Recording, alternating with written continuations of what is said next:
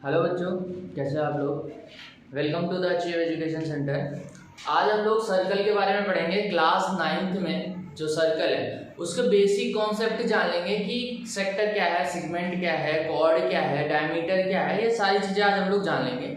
तो हम basic circle के बेसिक टर्म के बारे में पढ़ेंगे। तो चलिए शुरू करते हैं इस वीडियो को। तो आपने क्लास 9th में आपको पढ़ना है ये सर्कल के बारे में, तो इसका इंट्रोडक्शन है। तो आपको पता है सर्कल क्या होता है। हम क्या करते हैं, एक सर्टेन दूरी, वृत्त यानी सर्कल। ये जो वीडियो होगी बेटा, ये आपके हिंदी मीडियम और इंग्लिश मीडियम दोनों के लिए हेल्पफुल होगी, तो आप देखिए इसको। वृत्त का मतलब क्या होता है, सर्कल का मतलब क्या होता है, एक सर्टेन दूरी लेनी है आपको। एक सर्टेन दूरी, मानो आपने ये ले लिया, एक निश्चित दूरी को लेकर के आप एक निश्चित बिंदु से सारे बिंदुओं को मिलाते हुए, अगर आप ऐसे यानी ऐसे करके आपने एक सारे बिंदुओं को मिला दिया, तो जो भी आकृति बनेगी वो आकृति क्या होती है बेटा, ये सर्कल होती है। सर्कल यानी वृत्त। सर्कल, वृत्त, ये 2D स्ट्रक्चर है क्योंकि इसको हम प्लेन में बना सकते हैं। और सर्कल जो होता है एक प्लेन को 3 पार्ट में डिवाइड कर सकता है। ठीक है, एक प्लेन को एक सर्कल 3 पार्ट में डिवाइड करता है। सर्कल का जो बीच वाला पॉइंट होता है इसको हम केंद्र कहते हैं, यानी सेंटर कहते हैं। सेंटर यानी केंद्र कहेंगे। सर्कल का जो मेन पॉइंट होगा बीच का, उसको हम सेंटर या केंद्र कहेंगे। सेंटर से सर्कमफेरेंस के कोई भी पार्ट को अगर आप मिला दोगे, सेंटर ये रहा, इस सेंटर से सर्कमफेरेंस का कोई भी पार्ट मिला दो, चाहे यहां से यहां तक मिला दो, चाहे यहां से यहां तक मिला दो, चाहे यहां से यहां तक मिला दो, मतलब सर्कमफेरेंस का कोई भी पार्ट अगर आप मिला देते हो तो इसी को हम क्या बोलते हैं, त्रिज्या यानी रेडियस। रेडियस यानी त्रिज्या। और याद रखिएगा, आप कितनी त्रिज्याएं खींच सकते हो एक सर्कल के अंदर, कितनी त्रिज्या खींच सकते हो आप, अनंत, इनफाइनाइट। एक सर्कल के अंदर हम अनंत त्रिज्याएं खींच सकते हैं, चाहे जितने खींच पाओ। आप गिन नहीं सकते हो कितनी त्रिज्याएं होंगी, कितने रेडियस होंगे, या आप नहीं गिन सकते हो। तो कितनी त्रिज्याएं खींच सकते हो आप, अनंत त्रिज्याएं खींच सकते हो। दूसरा जो टर्म आता है, त्रिज्या को हम r से रिप्रेजेंट करते हैं, स्मॉल r से। दूसरा जो टर्म आएगा वो होता है व्यास यानी डायामीटर। डायामीटर को हम क्या बोलते हैं हिंदी में, व्यास। तो व्यास की अगर हम बात करें तो ये मान लो आपका, ये आपका सर्कल है, ये इसका सेंटर O है। तो सर्कल के सेंटर से पास होने वाली वो लाइन जो कि एक सर्कमफेरेंस के एक पॉइंट को दूसरे पॉइंट से मिलाती है, उसी को हम डायामीटर कहते हैं। पहली बात ये है कि ये सर्कमफेरेंस के एक पॉइंट को दूसरे पॉइंट से मिलाएगा। दूसरा, ये सेंटर से होकर जाएगा, सेंटर से होकर जाना जरूरी है। सर्कमफेरेंस के एक पॉइंट को दूसरे पॉइंट से मिलाना जरूरी है। तीसरी बात यह है कि ये जो सर्कल है, सर्कल को 2 इक्वल पार्ट्स में तोड़ेगा। 2 इक्वल पार्ट्स में काट दिया उसने, ये पार्ट हो गया अलग और ये पार्ट हो गया अलग। तो ये हो गया आपका सेमी सर्कल और ये हो गया आपका सेमी सर्कल, मतलब 2 अर्धवृत्त में तोड़ देगा। ये अर्धवृत्त और ये अर्धवृत्त में तोड़ दिया इसने। तो डायमीटर यानी व्यास जो होता है, वृत्त को 2 बराबर भागों में तोड़ देगा, वृत्त को 2 अर्धवृत्तों में तोड़ेगा।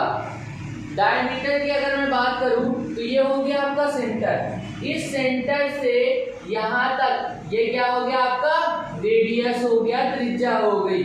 यहाँ से यहाँ तक क्या हो गया, त्रिज्या हो गई। तो जो डायामीटर होता है बेटा, डायामीटर पूरा यहाँ से यहाँ तक है, तो ये क्या होगा, r प्लस r, यानी डायामीटर व्यास जो होगा वो क्या होगा, r प्लस r, यानी डायामीटर क्या हो जाएगा, 2r। 2r मतलब त्रिज्या के दुगने के बराबर होगा, 2 times of the radius. Diameter जो होगा वो क्या होगा भाई, 2 टाइम्स ऑफ द रेडियस, या व्यास जो होता है वो त्रिज्या के दुगने के बराबर होता है। तो अगर कोई बोले व्यास 10 सेंटीमीटर है तो त्रिज्या क्या होगी, व्यास 10 है तो त्रिज्या आधी होगी उसकी, 5 सेंटीमीटर होगी। ठीक है, अगर कोई बोले त्रिज्या 5 सेंटीमीटर है तो व्यास कितना होगा, तो त्रिज्या का दुगुना करना पड़ेगा, 2 से गुणा करना पड़ेगा। त्रिज्या 5 है तो व्यास 10 हो जाएगा, यानी रेडियस है 5 सेंटीमीटर, तो जो डायामीटर हो जाएगा, रेडियस को 2 से मल्टीप्लाई किया, 5 को 2 से 5 2 जा 10, तो डायामीटर कितना हो जाएगा, 10 सेंटीमीटर हो जाएगा। तो डायामीटर में आपको जो पॉइंट है इंपॉर्टेंट वो क्या है, सबसे पहला पॉइंट है डायामीटर सर्कल के सरकमफ्रेंस के एक पॉइंट को दूसरे पॉइंट से मिलाता है, सेंटर से पास होता है। तीसरी पॉइंट ये हो गया कि ये सर्कल को 2 इक्वल पार्ट्स में डिवाइड करता है।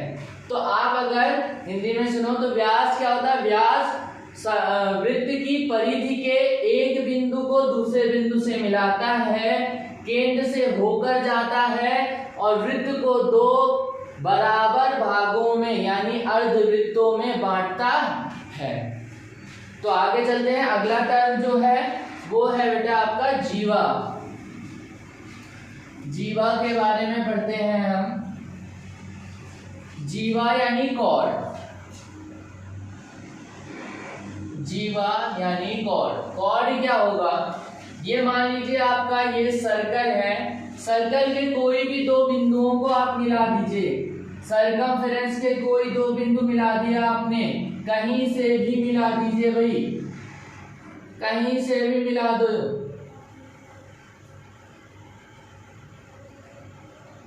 ये सारे के सारे आपके कॉर्ड हैं। तो वृत्त की परिधि के कोई भी 2 बिंदु आपने मिला दिया तो इसी को हम क्या बोलते हैं, जीवा, यानी क्या बोलते हैं, कॉर्ड बोलते हैं। तो जीवा क्या होता है, वृत्त की परिधि के कोई भी 2 बिंदु को आपने मिला दिया तो वो होती है जीवा यानी कॉर्ड। वृत्त के सरकमफ्रेंस, सर्कल के सरकमफ्रेंस के कोई भी 2 पॉइंट को आपने मैच कर दिया तो वो आपकी कॉर्ड हो जाती है। अब इसमें सबसे इंपॉर्टेंट जो बार बार पूछा जाने वाला क्वेश्चन ये होता है कि भाई आप बोल रहे हो कि कॉर्ड क्या है, कॉर्ड सरकमफ्रेंस के 2 बिंदुओं को मिलाने वाला, परिधि के 2 बिंदुओं को मिलाने वाला। तो इससे पहले हमने जो डायमीटर पढ़ा था, डायामीटर जो था वो भी तो सरकमफ्रेंस के 2 बिंदुओं को मिला रहा था, तो इसका नाम डायमीटर क्यों रख दिया गया, इसका नाम डायमीटर क्यों रख दिया गया, इसको कॉर्ड क्यों नहीं बोले। तो भाई जो डायमीटर होता है वो कॉर्ड ही है, ये जीवा ही है, और ये जीवा ये वृत्त की सबसे लंबी जीवा है, मतलब ये सर्कल की सबसे लॉन्गेस्ट कॉर्ड है। ये एक पॉइंट को दूसरे पॉइंट से मिलाता है और सेंटर से होके जाता है। तो अगर डायमीटर को आपको डिफाइन करना हो तो डायमीटर क्या होगा, डायमीटर एक ऐसी कॉर्ड है जो कि सेंटर से पास होती है और सर्कल की सबसे लंबी कॉर्ड है। ये सबसे लंबी कॉर्ड कौन होती है, डायमीटर, मतलब व्यास जो होगा वो सबसे लंबी जीवा है और व्यास वह जीवा है जो कि केंद्र से होकर गुजरती है। तो आपको याद रखना है व्यास ही सबसे लंबी जीवा है, diameter is the longest chord. बार बार पूछा जाता है ये क्वेश्चन, ठीक है। ये लॉन्गेस्ट कॉर्ड है जीवा। इसके बाद क्या होता है, इसके बाद जो पॉइंट आता है वो आता है सेक्टर। सेक्टर को हम क्या बोलते हैं, त्रिज्या खंड।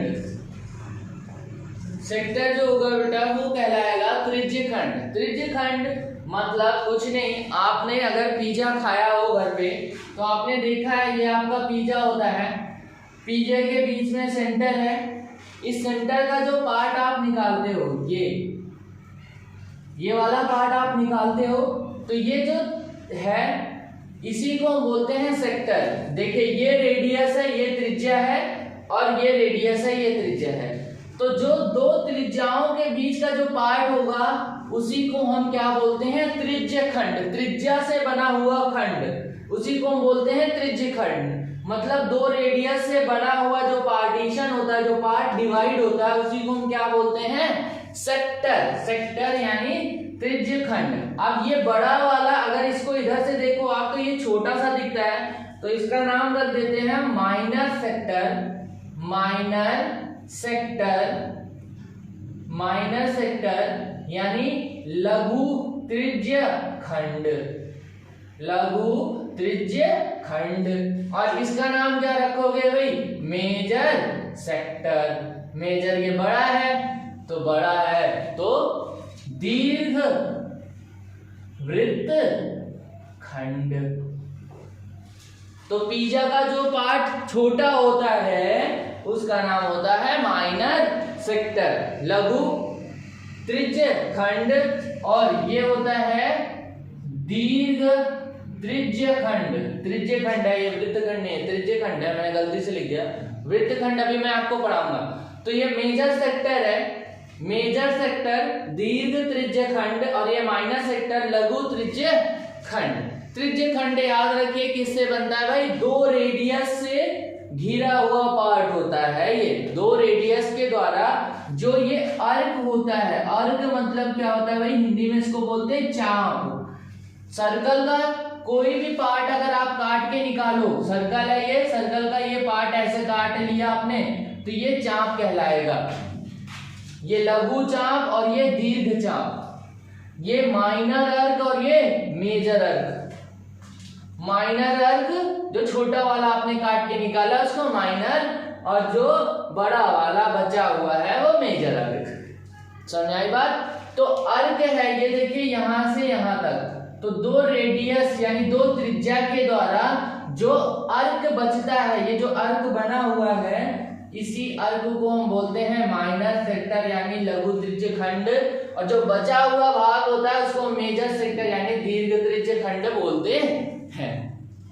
ये हो गया आपका सेक्टर के बारे में, माइनर और मेजर सेक्टर के बारे में। अब हम अगला पार्ट इसका जो बेसिक है वो देखेंगे, सेगमेंट के बारे में।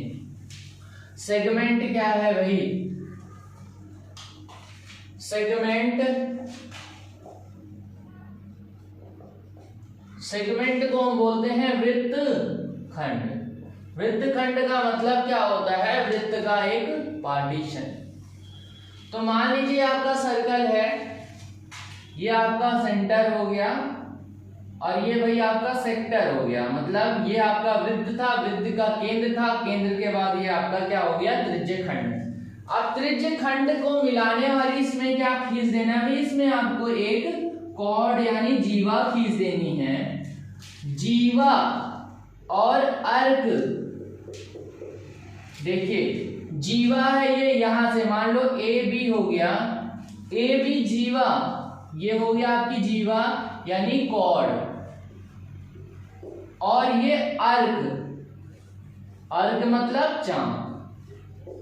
तो ये जीवा और अर्क के बीच का जो पार्टीशन होता है इसी को हम क्या बोलते हैं भाई, ये हो गया आपका माइनर सेगमेंट। इसका नाम क्या पड़ता है, इसका नाम पड़ता है माइनर सेगमेंट यानी लघु वृत्त खंड।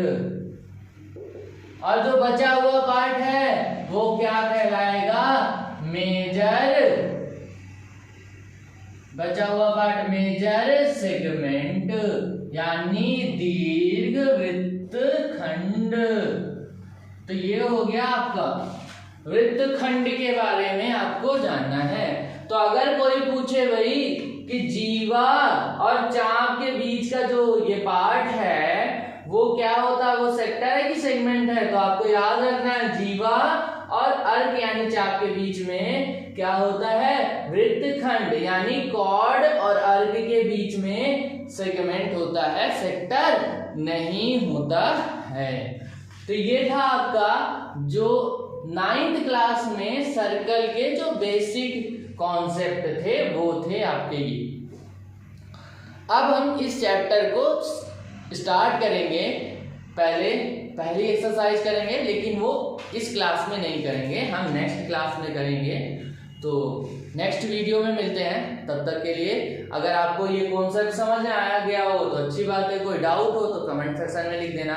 वीडियो कैसे लगी है आपको, अच्छी लगी या खराब लगी, जैसे भी लगी कमेंट में लिख देना, क्या इम्प्रूवमेंट चाहिए आपको और क्या क्या कॉन्सेप्ट पे वीडियोस चाहिए।